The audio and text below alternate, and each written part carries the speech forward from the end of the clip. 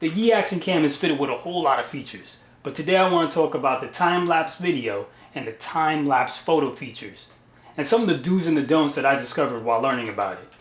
Stay right there, you'll want to see this.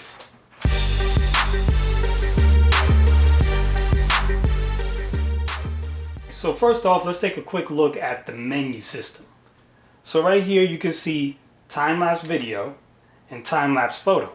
The difference is one creates either a 4K or 2K video, and the other takes a series of pictures at a set interval. Now you also will set the interval with the video as well, and we'll get into that a little later. Let's go into the submenus for video. You'll notice that you cannot change the field of view when you're shooting 4K time-lapse video. You can do that when you're shooting HD video, just standard HD video, and it's not a time-lapse, but you cannot do it when you're shooting 4K. However, when you're shooting 2K video, be aware that the picture will no longer be distorted. So it will not be a fisheye look, it will just be a standard squared frame. Now I want to show you an example of a video that I shot in 4K using the time-lapse function. So for this first video, I left everything auto and the interval was set to 1 second. And I was basically trying to time-lapse day to night, and I kind of ran into a problem there. So one thing you'll see is that the video was kind of grainy. So I shot another video in 1600 ISO, and you can see that it's still a bit grainy.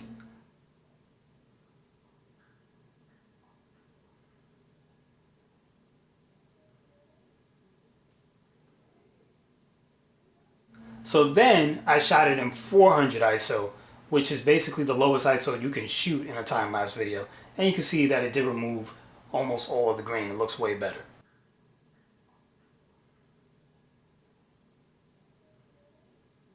You'll probably want to shoot it in 400 ISO if you're trying to achieve a day to night shot or a night to day. Anywhere where you're going to have dark in the image, you're probably going to want it in 400 ISO. Another thing to note, that if you shoot in 4K, you will have that fisheye effect. There is no way in the camera to adjust for distortion. So you're going to get that fisheye effect, and the corners and the edges of your frame will look curved when you shoot in 4K. If you switch it to 2K, you will not get that. So if you switch to 2K, it's going to look square, it's going to look normal, so you won't have to fix it in post. And not only that, 2K is still larger than an HD picture, so you still have the options to kind of reframe your picture if you need to do that. Now let's step into the time-lapse photo features. So now in time-lapse photo, you get a lot more options. Some of those options are, you have a lot of different resolutions you can shoot at. So you're not just shooting 4K and 2K, and you'll see that some of these options are actually bigger than 4K. So you'll have a lot of room to readjust your shot if you're editing on a HD timeline, 1920 by 1080. You have a lot of options to reframe. Not only that, it gives you more ISO options. So instead of having 400 be the lowest ISO, you can go all the way to 100 ISO.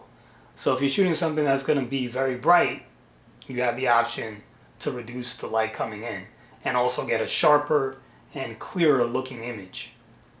And another option that it gives you is the shutter speeds. You can actually adjust the shutter speeds in the photo time-lapse, where you can't do that in video at all.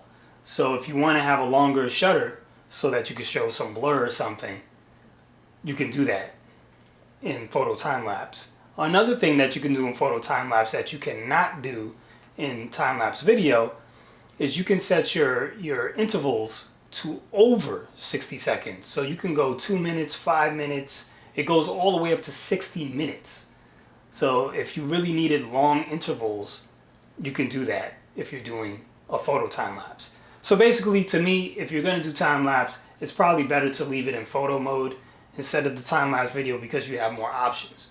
However, I say if you already know what options you need and the video time-lapse options are sufficient, then you could just leave it there, because then you'll get a video after it's done. It will be a small file. It will already be complete. You won't have to go in a post and take your still pictures and convert them into a video. You already have the video. So it really depends on what you need. But with this camera, in terms of time lapse, there's just a lot of options for you. I want to show you a little problem that I encountered with this camera. And it's not the camera, it was my fault. So as you can see here, the picture jumps from cool to warm all in an instant. The reason that happened, because I had the white balance set to auto. So make sure that when you're doing a time-lapse video and you're outside, that you set the white balance to one preset, preferably daylight. You know, if you're shooting in daylight, if it's a cloudy day, you say it's cloudy, whatever. But just make sure you change that white balance so that that doesn't happen to you and that you don't have to do it all over again. One other problem that I encountered when shooting these time-lapse videos is I was trying to shoot a time-lapse from night to day, and I had the interval set to 1 second. Well, my goal was to pretty much have a small clip that I could use that was only going to be about 5 or 6 seconds long. But if you have it set to a 1 second interval, well then your video is going to be pretty darn long. It's going to be minutes long, like 4 minutes long or something. So you got to keep that in mind. So when setting your intervals, depending on what you're doing, you got to do the math to figure out, well, how long is this going to be? So basically the way I calculated it was, okay, well, if I have my camera set up for an hour, then I probably want something like 10-second intervals. Because if I do 10-second intervals, then basically in a minute, I'm going to have 6 frames, right? Stay with me here. The math gets complicated. 6 seconds in a minute, there's 30 frames in a second of video. Well, that means that in 5 minutes, I'm going to get 1 second. You got it? So 1 second, 5 minutes.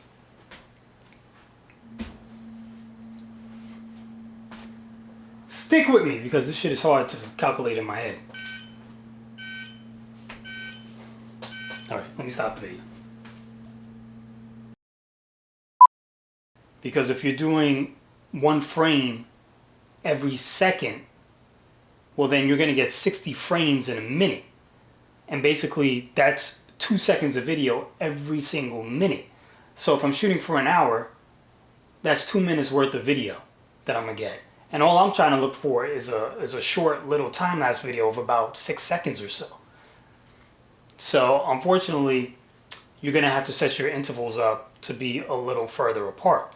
So the Action Cam gives you half a second, 1 second, 2 seconds, 5 seconds, 10 seconds, but then it skips from 10 seconds all the way to 30 seconds, and that's in picture or video. So 30 seconds will make the video, in an hour, the video will only be 4 seconds long, which is almost perfect, but I prefer to have a little longer video so I can kind of pick and choose where I want to start, where I want to end. So then you have to use 10 seconds. So in a 10-second video, you're going to get about 12 seconds. A 12-second video, but that's almost too long. So I kind of wish there was something in the middle. I wish they would have the option for 15 or 20 seconds so I could dial it in a little closer to what I wanted, but that doesn't exist. So just know that you only get 10 seconds or 30 seconds, and there's really no in between. Small problem, not a huge deal, easy to work around, but I just thought I would mention it. So as you can see, this camera has a lot of features as far as time-lapse goes. You can do time-lapse video, time-lapse photos, you control the ISO, the shutter speed, intervals. It does a lot. It's going to do more than your smartphone. So that's pretty cool. Subscribe to my channel because I'm going to do some more videos about this particular camera. Also, I already did one. If you have a problem removing the card from this camera, there's a video that I did on that. So anyway, if you found this useful, go ahead and like it. Like I said, subscribe to the channel. Share the video if someone else could find it useful. And I guess I'll see you soon. Thanks for watching.